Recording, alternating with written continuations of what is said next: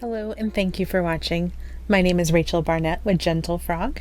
I'm here to create videos for you to help you understand QuickBooks slightly better than you currently do. If you have any comments, questions, or suggestions, please put them in the chat box. Thank you. In today's video of custom QuickBooks training, I'm going to show you how to issue a client refund in QuickBooks Online. Please note this version of QuickBooks Online is QuickBooks Online Canadian. If you're looking to do this for the American or US version, I do have other videos for that. You're more than welcome to watch this video. The instructions will be similar, but not exactly the same. Alright, let's go ahead and record a refund that you've issued to your client. To record the refund you've issued, you'll click on Plus New in the upper left-hand corner.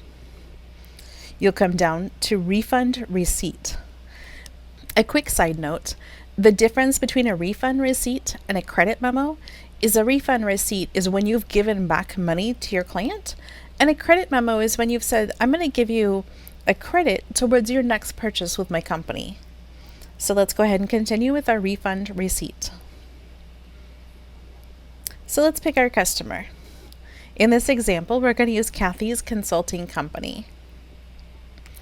We're going to issue a refund receipt as of today.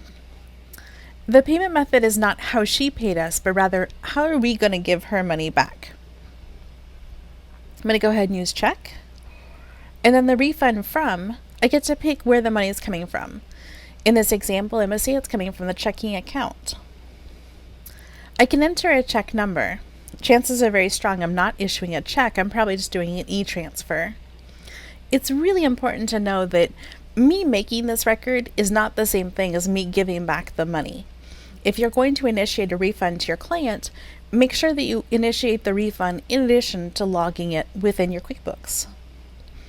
So now down here for product or service, I just need to indicate why she's getting a refund. Big picture, what I want to do is say, previously you gave me money for a product or service, and I applied that to that product or service income account. Well, now that I'm giving you a refund, I want to record or log that I have refunded some money from that product or service account. So in this example, I'm just going to use catering. I'm going to go ahead and make a refund for $150. Over to the right, I'm going to pick my sales tax code as Ontario. So what's going to happen is she's going to get a refund for $150 plus the 13% HST. So I'm going to, outside of QuickBooks, issue a refund of $169.50. When I do this, I'm creating a record saying that I've refunded her. That record will show up in the client profile. By doing this record will show up in the sales tax module. And then additionally, it's going to show up in my bank register. What I like about that is when I can see the money comes out of my bank account, I can then mark it as a match rather than scrambling to create this record later. I like to do things when they're top of mind. If I wanted to send this receipt to her, I certainly could.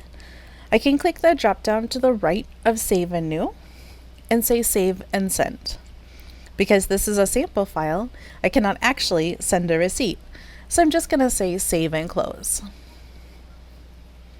It says refund successfully issued. Again, a reminder, I am not issuing a refund from here. I'm merely recording that a refund has been issued. I really appreciate you watching this video. If you have any questions or any topics you'd like to see, please don't hesitate to let me know. Thank you.